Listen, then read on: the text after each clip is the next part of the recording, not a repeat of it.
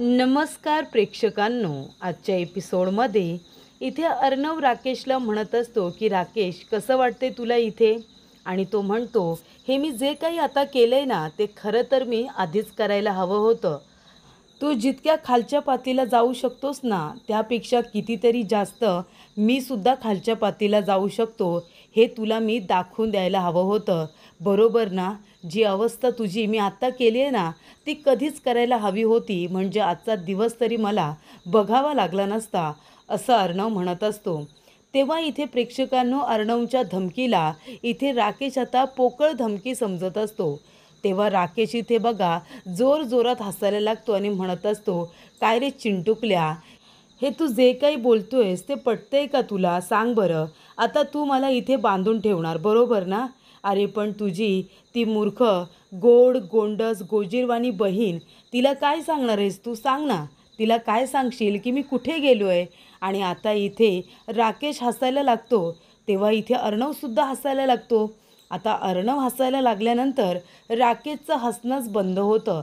त्याला असं वाटतं की अर्णव का बरं हसत असेल. तेव्हा अर्णव म्हणतो, राकेश अरे ह्या वेळेला आहे ना तू अजिबात कसली काळजीच करू नको.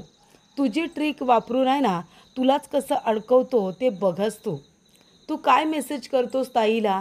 बघ जरा ह्या मोबाईलमध्ये बघ, मी काय मेसेज केला आहे ताईला. तुझा फोन आहे ना हा? तुझाच फोन आहे. अरे मी अनलॉक केला आहे. ARसाठी काहीही अवघड नाही आहे, कळलं ना? अर्णव राजे शिर्केसाठी एकही गोष्ट अवघड नाही आहे. फक्त तो करत नव्हता. तुला एक संधी दिली होती पण तुला नाही त्या संधीचं सोनं करता आलं. म्हणूनच हा फोन अनलॉक करून घेतला आणि तुझ्या मोबाईलवरून कधीच ताईला मेसेजसुद्धा केला. काय मेसेज केला आहे वाच बरं. वाच वाच. नाही वाचायचं आहे का तुला? अच्छा अच्छा, डोळ्यांसमोर काळोख येतो आहे ना, डोळे पांढरे झाले तुझे. काही हरकत नाही, तुला वाचता येत नसेल पण मी वाचून दाखवतो ना तुला काय मेसेज केला आहे ते. तर राणी सरकार, काळजी करू नका. कामानिमित्त एका खेडेगावात जावं लागतंय. तिथे गरीब शेतकरी आहे बिचारा, त्याच्या केसचा सवाल आहे ना, त्याच्यामुळे आता मला खेडेगावामध्ये जावं लागणार आहे 3-4 दिवसांसाठी. त्याच्यामुळे 3-4 दिवस मी काही येऊ शकणार नाही आहे. त्याच्यामुळे काळजी करू नका, अजिबात टेन्शन घेऊ नका. गोळ्या औषधं वेळेवरती घ्या राणी सरकार. आम्ही लवकरच परत येऊ. असाच मेसेज करायचंच ना ताईला? बिचारीला फसवायचंच ना जेव्हा कुठे जायचंच तेव्हा? तेव्हा इथे अर्णव म्हणत असतो, पण आता तुला ती संधी मी देणारच नाही आहे. आता तू इथेच राहायचं आहे.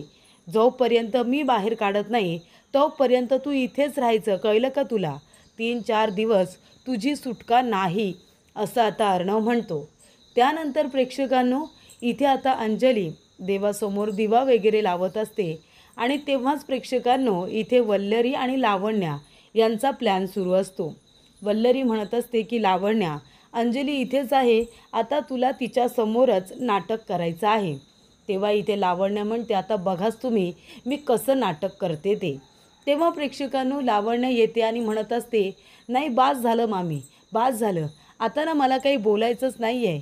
ARचं हे वागणं आहे ना ते मला अजिबातच पटत नाही आहे. अहो कुणी असं वागतं का? आता आमचं लग्न ठरलं आहे आणि तरीसुद्धा कुठेही जात असताना तो मला काहीच सांगत नाही. माझ्या होणाऱ्या नवऱ्याबद्दल मला काहीच माहिती नसतं. तेव्हा इथे अंजली म्हणत असते, काय झालं लावण्या, तू चिंटूवरती संशय घेतेस का?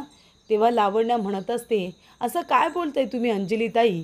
माझ्या प्रश्नाचं उत्तर मला आता कोण देणार आहे?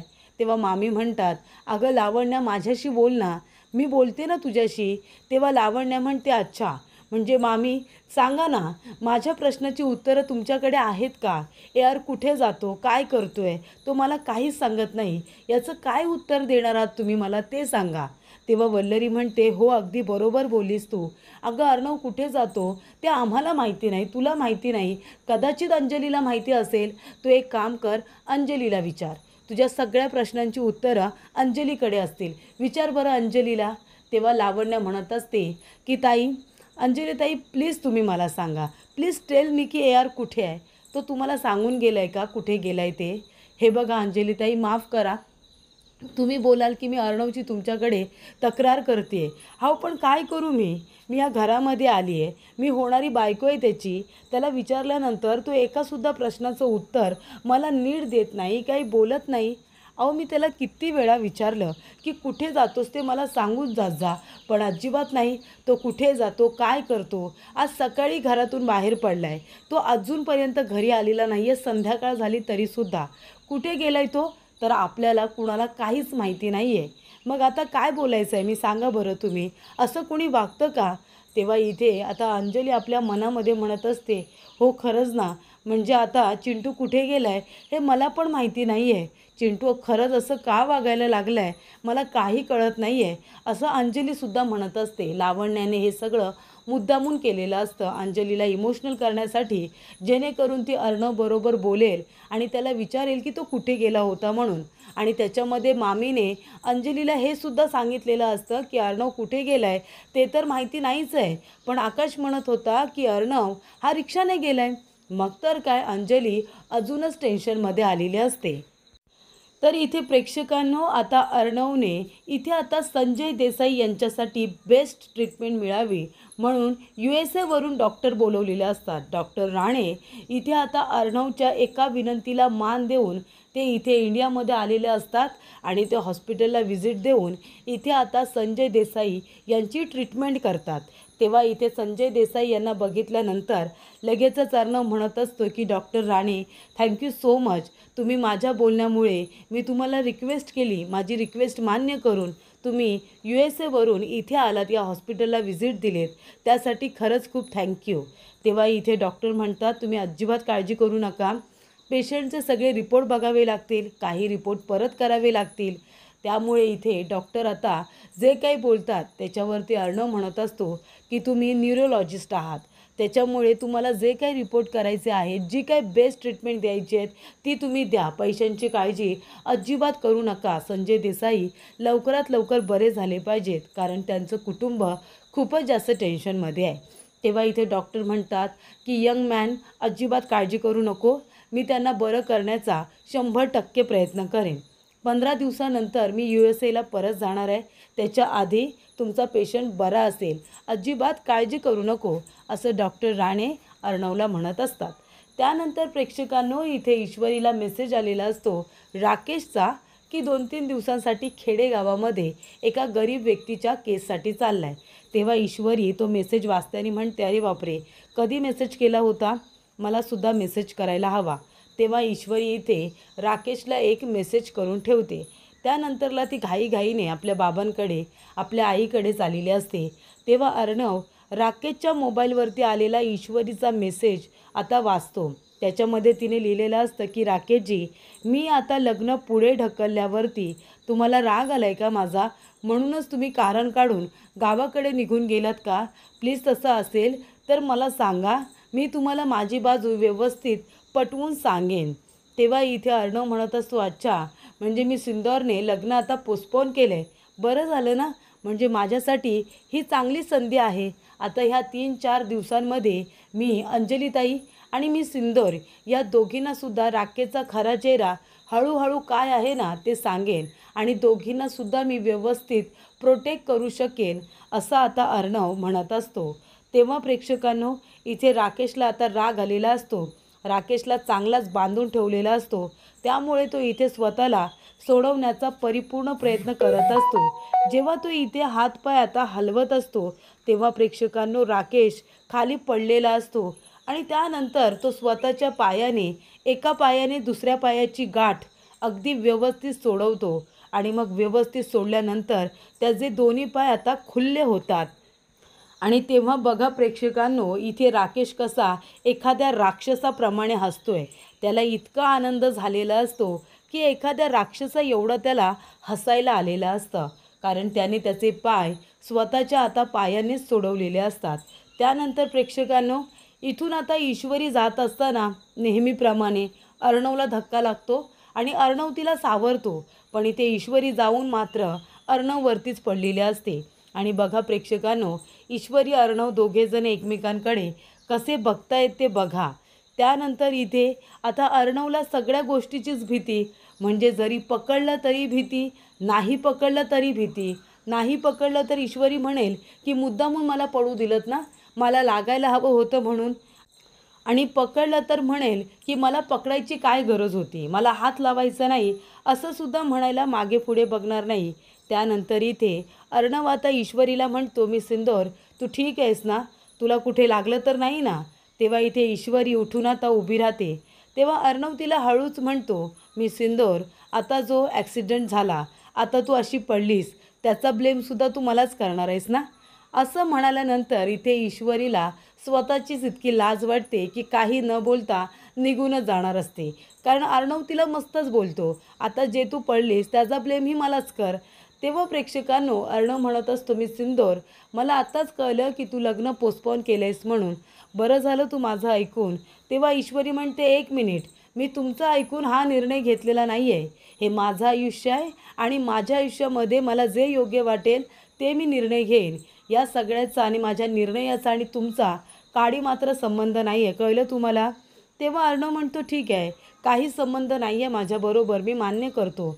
पण हे बघ, डेस्टिनी असू दे किंवा इथे आपलं नशीब असू दे, या सगळ्यामध्ये मी बिलीव्ह करत नाही, पण तू तर करतेस ना. मग फक्त एका गोष्टीचा विचार कर, आपल्या आयुष्यामध्ये हे जे काही घडतं आहे ते का बरं घडत असेल, कशासाठी घडत असेल, या गोष्टीचा एकदा तरी विचार केलास ना तर बरं होईल मी सिंदूर, असं अर्णव आता म्हणत असतो. तेव्हा इथे ईश्वरी निघून जाते, पण ईश्वरीचं कानातलं मात्र अर्णवच्या हातामध्येच राहिलेलं असतं. तेव्हा अर्णव ते कानातलं एकदम व्यवस्थित बघत असतो. त्यानंतर प्रेक्षकांनो, इथे अंजलीचा फोन आलेला असतो. अर्णव फोन उचलतो आणि म्हणतो, हा ताई बोल. तेव्हा इथे आता अंजलीने एकदम अर्जंटली अर्णवला घरी बोलावलेलं असतं. अंजली टेन्शनमध्ये असते, कारण लावण्या रडत रडत अर्णवची तक्रार तिच्याकडे करते की अर्णव कुठे गेला आहे, AR कुठे गेला आहे, काही सांगूनच गेलेला नाही आहे, माझ्याशी तो काही बोलतच नाही. बरं, आपण जर त्याला शोधायचं तर कुठे शोधायचं, घरातून बाहेर पडताना कुणाला काही बोलतच नाही. बऱ्याचशा गोष्टी आता ती अंजलीसमोर बोललेल्या असते. मग आता एका बहिणीला आपल्या भावाची काळजी तर वाटणारच ना. तेव्हा इथे आता अर्णव येतो आणि म्हणत असतो, ताई काय झालं, एवढ्या अर्जंटली बोलावून घेतलंस मला. तेव्हा अंजली म्हणत असते, चिंटू, आधी माझ्या एका प्रश्नाचं उत्तर दे, तू कुठे गेला होतास. तेव्हा इथे अर्णव गप्पच बसतो आणि काहीच बोलत नाही. तेव्हा इथे आता अंजली म्हणत असते, हे बघ, बसलास गप्प तू, नाही सांगणार आहेस का ताईला की कुठे गेला होतास म्हणून. म्हणजे अच्छा, आता तू गोष्टी माझ्यापासून लपवायला लागला आहेस चिंटू, कळतंय तुला. तेव्हा अर्णव म्हणतो, ताई प्लीज, हे बघ, मी कुठे गेलो होतो, काय करत होतो, हे प्लीज मी तुला आत्ता नाही सांगू शकत. तेव्हा इथे अंजली आता गप्प बसते आणि तिच्या डोळ्यातून पाणी येतं, ती रडायला लागते. तेव्हा अर्णव म्हणतो, ताई प्लीज, तू का रडतेस आता.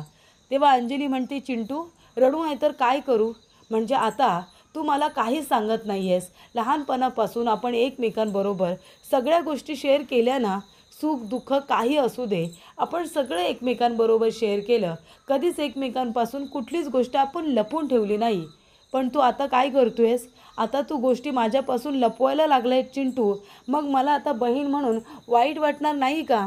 नाही, आज तू म्हणालास ना की ताई मी तुला आता काही सांगू शकत नाही, आज एक बहीण हरली, आज एक ताई हरली असं मला वाटतं आहे. तेव्हा अर्णव म्हणतो, ताई प्लीज प्लीज, माझी बहीण माझी ताई कधीच हरू शकणार नाही आहे, कधीच नाही हरू शकणार.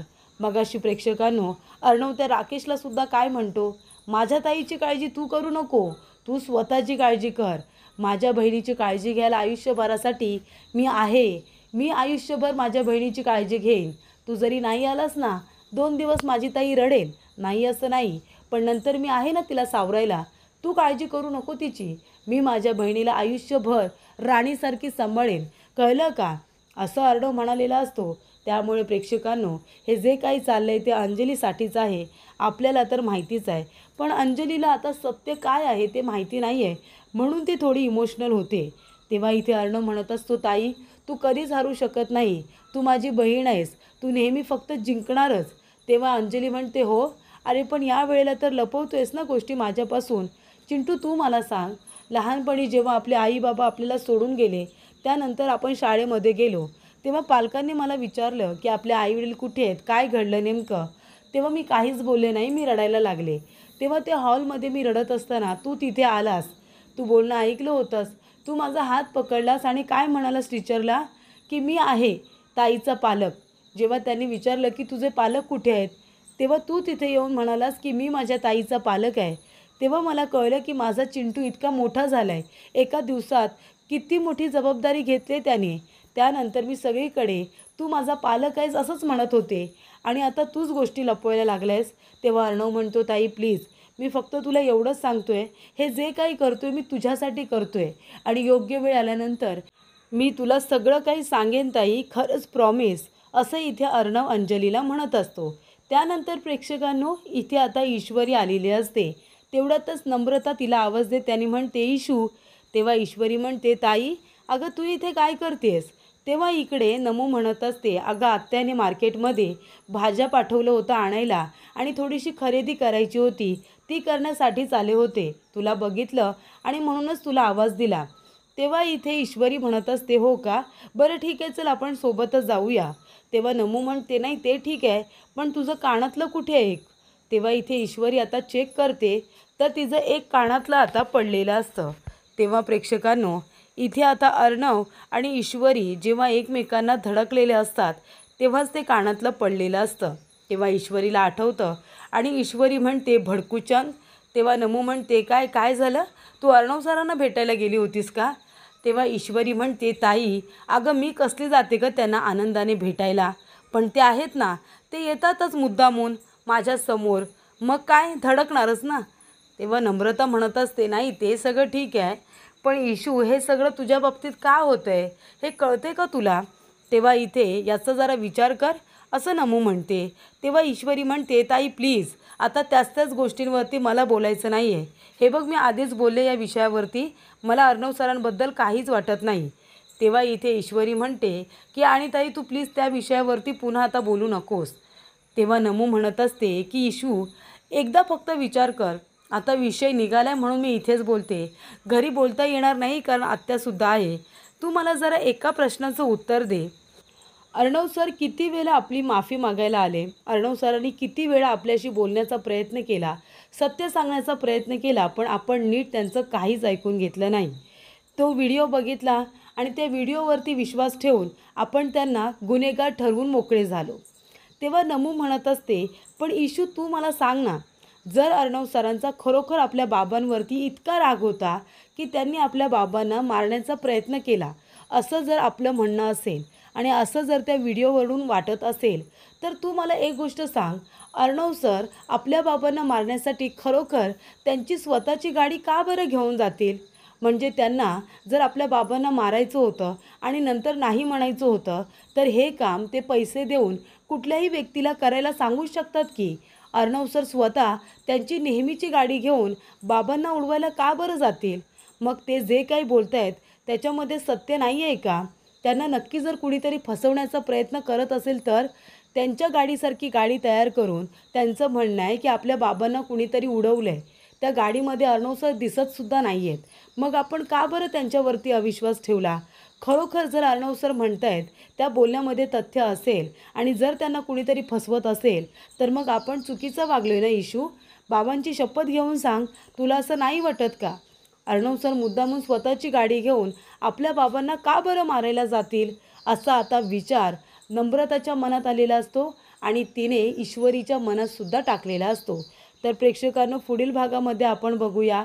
इथे अर्णव आता मामांना म्हणतो की मी लवकरच ईश्वरीला राकेशच राजेश आहे आणि राजेशच राकेश आहे हे सांगणार आहे. तेव्हा इथे आता ईश्वरी डॉक्टरांना विचारते की आमचे बाबा कसे आहेत. तेव्हा USA वरून जे अर्णवने डॉक्टर बोलावले ते म्हणतात की काळजी करू नका, तुमचे बाबा बरे होतील, पण आताच मी काही सांगू शकत नाही, त्यांच्या अजून काही टेस्ट कराव्या लागतील, काही रिपोर्ट करावे लागतील, ते केल्यानंतर मला कशी त्यांची कंडिशन आहे ती कळेल आणि मगच मी तुम्हाला सांगू शकेन की त्यांची तब्येत कशी आहे ते. मी आताच काही बोलू शकत नाही. तेव्हा प्रेक्षकांनो, इथे आता अर्णव आलेला असतो आणि तो ईश्वरीला म्हणत असतो की मी सिंदूर हे घे, तुझं कानातलं परत करायला आलो आहे आणि मी प्रॉमिस करतो तुला, आता तुझं जसं हे कानातलं तुला परत करतोय ना, तसंच लवकरात लवकर तुझं संपूर्ण सुख मी तुला लवकरात लवकर परत करेन, असं इथे अर्णव ईश्वरीला म्हणत असतो. प्रेक्षकांनो, एक व्यक्ती जेव्हा इतका अपमान करते त्यानंतरही त्या व्यक्तीबरोबर चांगलं बोलणं हे फक्त अर्णवच करू शकतो आता तरी, असं मला वाटतं. तेव्हा अर्णव ते कानातलं घेतो, ईश्वरीच्या हातामध्ये अगदीच प्रेमाने ठेवतो आणि मग तिची मूठ आपल्या हाताने बंद करतो. तेव्हा इथे कुठेतरी ईश्वरीला आपल्या चुकीची जाणीव होईल हे मात्र नक्की.